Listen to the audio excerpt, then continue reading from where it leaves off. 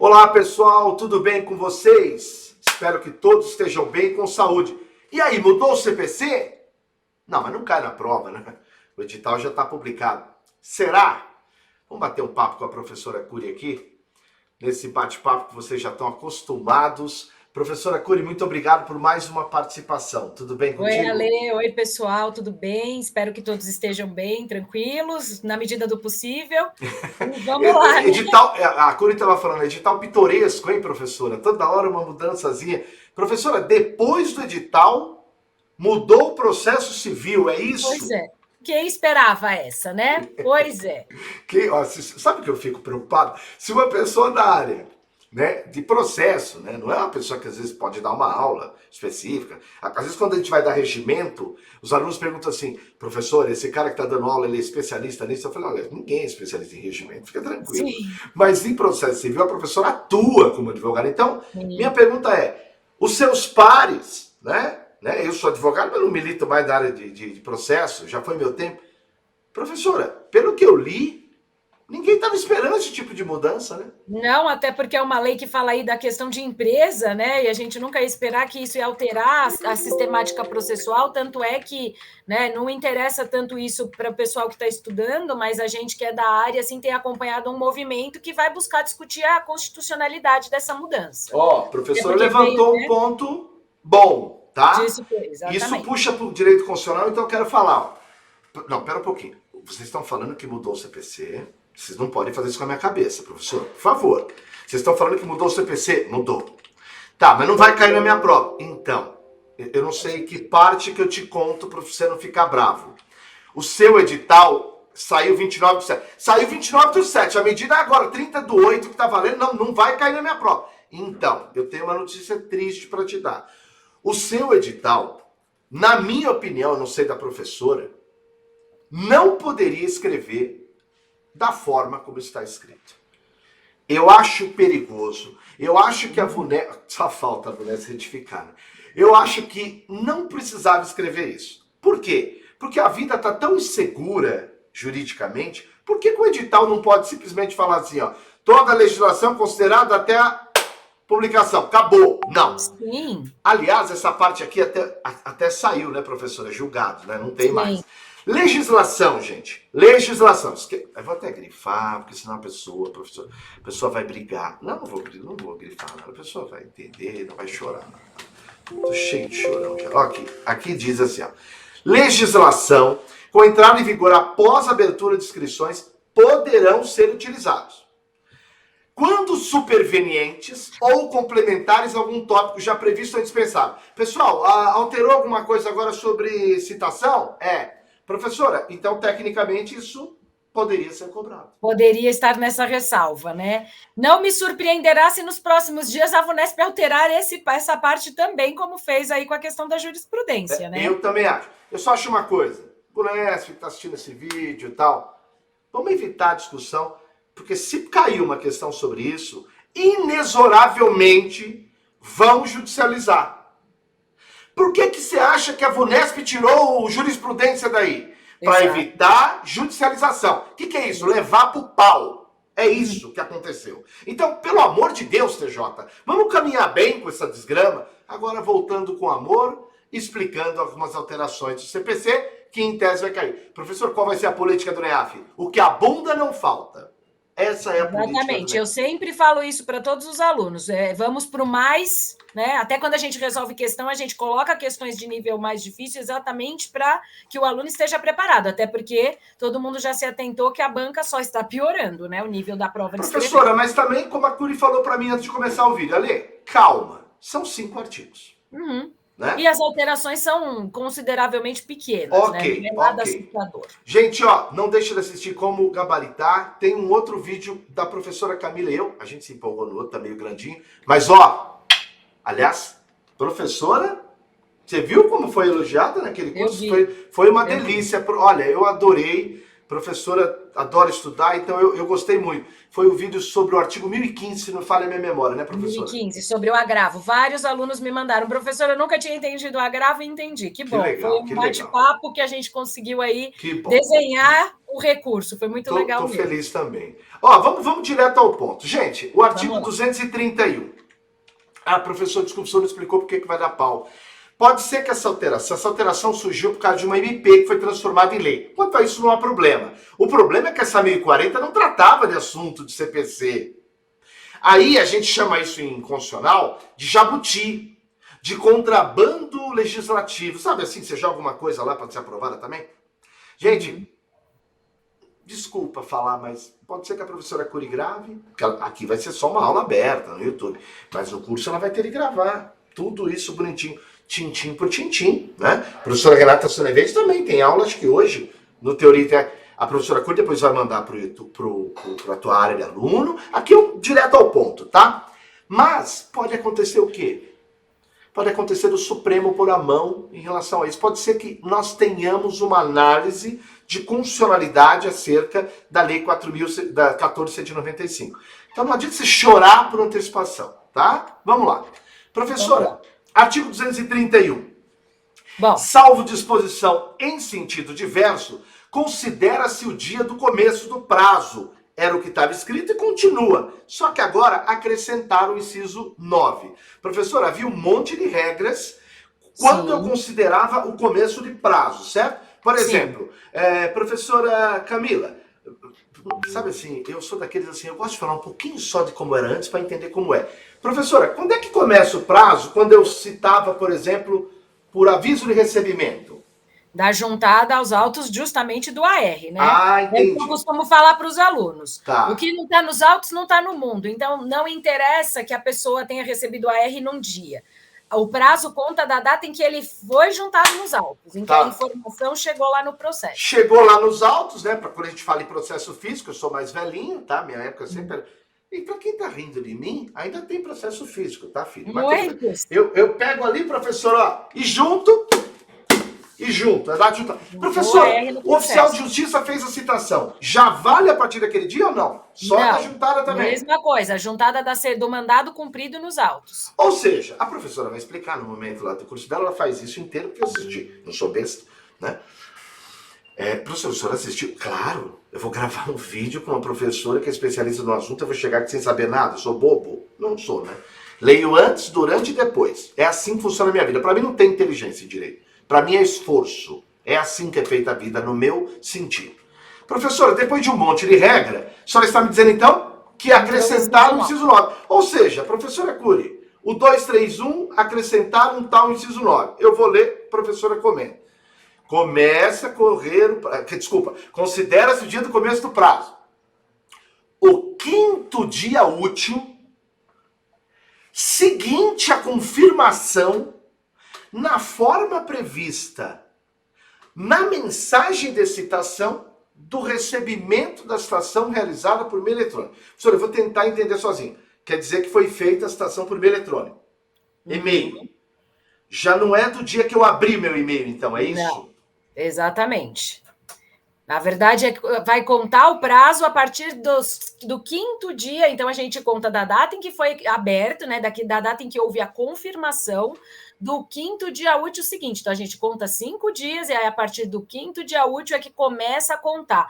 Por que isso acontece? Só para o aluno visualizar. Porque quando tem a citação por meio eletrônico, tem essa pausa aí considerada para que a pessoa receba o e-mail, abra o e-mail e aí a citação se configure mesmo, né? Então, a gente conta, né? A pessoa confirmou ali o recebimento, do 5º dia útil seguinte é que a gente vai ter a contagem do prazo. Para quem deve estar assim um pouco, professor, calma, né? É uma aula direto ao ponto e você vai ver esse lance de citação eletrônica já. Aí as coisas começam a fazer sentido. E quem assiste a aula da professora vai fazer mais sentido ainda. Professora, então é uma mudança que eu não morrerei por isso. Foi acrescentado um inciso. Ok. Exatamente. Isso aqui é material da professora, onde ela vai ponto por ponto, com calma. Sabe por quê? Processo civil, professora, tem umas coisas assim que não são difíceis, mas o jeito de escrever também é dose, hein? Por exemplo, começa com o prazo. Você não entendeu a regra da juntada? Fácil, não é? Agora o cara que não é da área jurídica, ou é da área jurídica, mas não é do processo. Né? Sim. Aí ele lê. Começa com o prazo do fim da dilação assinada pelo juiz quando a citação e intimação for por edital. Aí você tem que explicar a citação por edital, Exato, né? O edital, ele é publicado, ele tem um prazo que ele vai ficar publicado de 20 a 60 dias, né? E aí, então, depois desse prazo que o juiz é que determina, porque é um prazo impróprio, então o juiz pode decretar de 20 a 60, terminou o último dia ali do prazo. Aí começa. Aí é que conta o prazo. Você vê, gente, não era melhor ter escrito, eu sei que você deve estar pensando, não era melhor ter escrito assim, ó, do final da o dia do começo, do dia que acabou o prazo que o juiz marcou. Não. Ó, o dia seguinte. Ao fim da dilação. Ao fim da dilação. Né? O que é a dilação? Aliás, só dá para entender o 231, inciso 4, em conjugação, né, prof? Com citação por edital, no 257. Tá, show. Professora, 238. Caput continua igual. Aliás, também gostei de esse parágrafo único. Gostei de um ponto e vou deixar a fala para você, porque o aluno já brigou comigo. Ele fala para a câmera, lógico, eu falo, sou professor. Professora, por que eu grifei aí de várias cores? Porque eu gostei de que você falou isso na aula, não é só réu. Explica pra gente aí o 238. Gente, o que mudou é só o parágrafo. Vamos dar a fala para a professora. Quando a gente fala em citação, o que a gente está falando? Daquele ato para que a pessoa ali seja comunicada que é só o réu, é só o réu.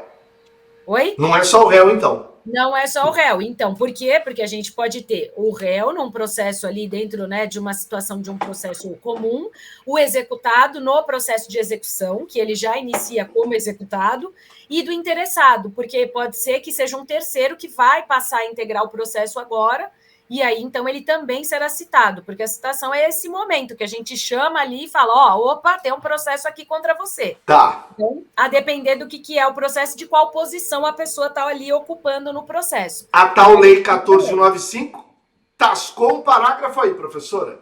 Parágrafo único. A citação será efetivada em até 45 dias após a partir da propositura da ação. Exatamente um prazo aí para que, né, essa citação acabe, essa citação eletrônica aconteça.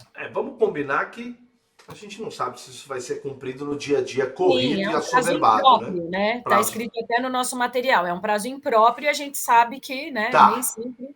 Show de bola, professora. Mas simples, né? Até aí a gente só tem que saber esse prazo até da citação para acontecer a partir da propositura da ação. Professora, eu iria ler, nós temos 5 artigos para falar, eu iria ler o terceiro, que é o 246. Mas se a senhora me permitir, eu gostaria de ler também um artigo que mudou, que é o 247. Uhum. E para te fazer uma pergunta, professora, a citação será feita por meio eletrônico ou pelo correio, para qualquer comarca do país, e aí vem as exceções. Não é uma alternância no sentido de escolha, né?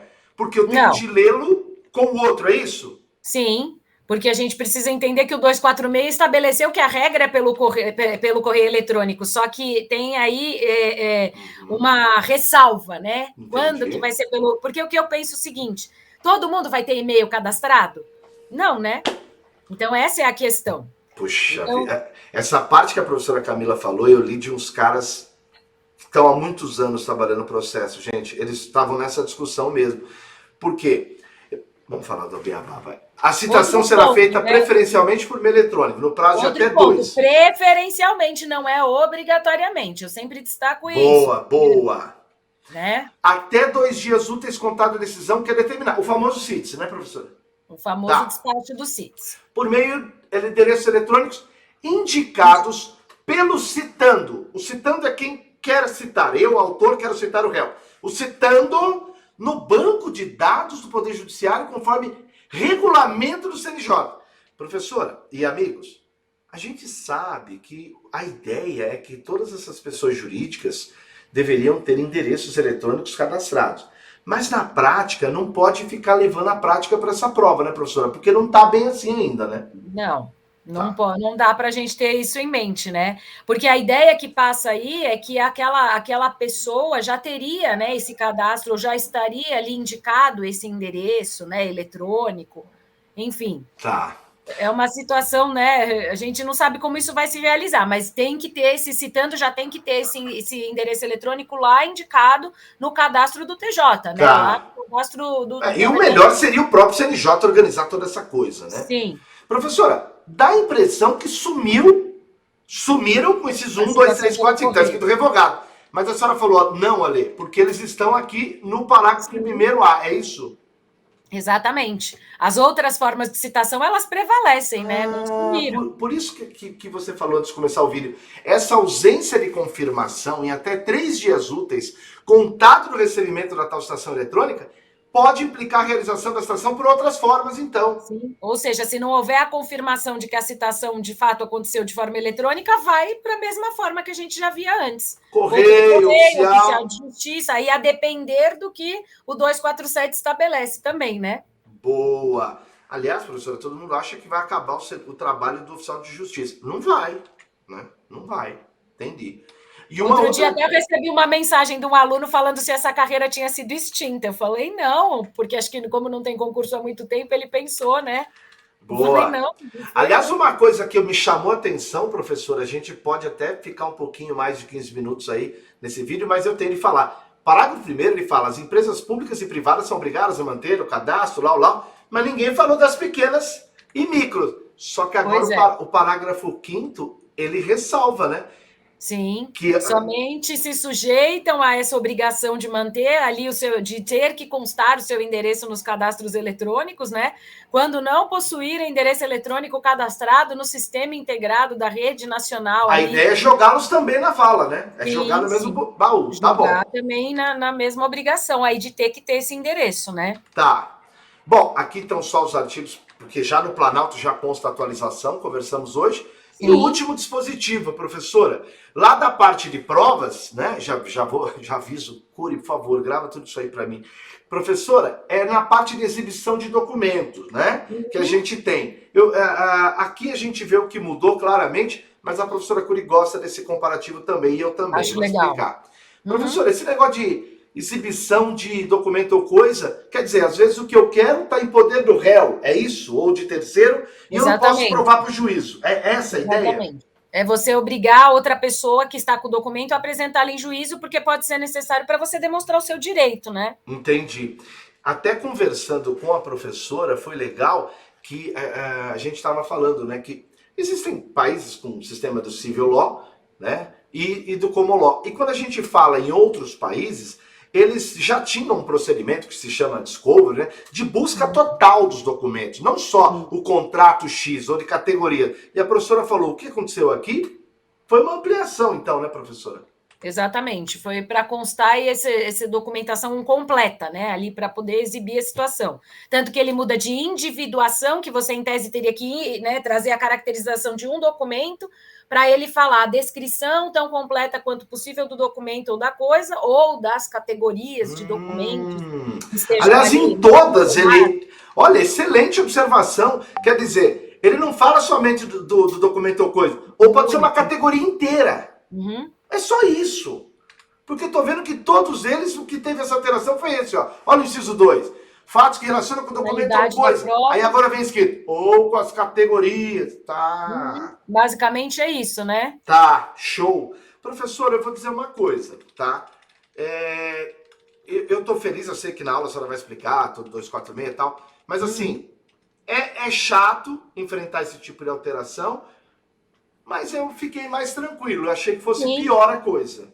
Sim, eu também acho. Não alterou assim de forma tão brusca, né? Na verdade, eu acho que o que o aluno tem que ter em mente, mudou a questão da citação eletrônica, que é uma tendência, né? Que os tribunais querem agora aí que a citação seja feita de forma eletrônica, por conta do processo ser eletrônico. Eu acho que é essa a chave da mudança. E essa questão dos documentos, que é só verificar aí um conjunto de documentos que podem ter sentido ali. Basicamente, eu pontuaria nesses 2 pontos aí que a gente precisa associar essa mudança. Nada assustador. Não, excelente, professor, excelente mesmo. Galera, a professora Curi vai gravar os pontos depois do online e joga lá para quem de direito. Depois vocês vão ter aula da professora também, mas como elas estão dividindo o curso de CPC no teoria, acho que a professora entra em setembro.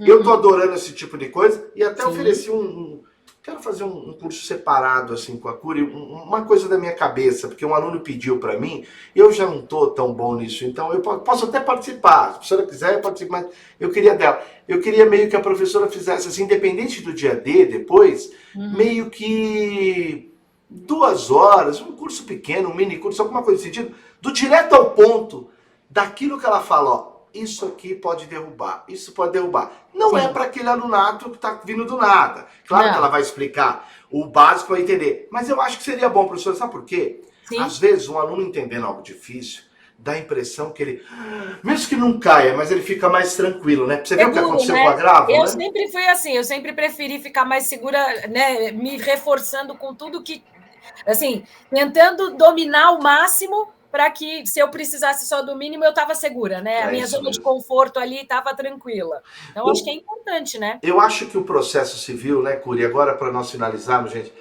ele não precisa nem de jurisprudência, que aliás não vai cair mesmo, porque é tanto artigo, né, que é isso que pode assustar, né? Ele não precisa disso.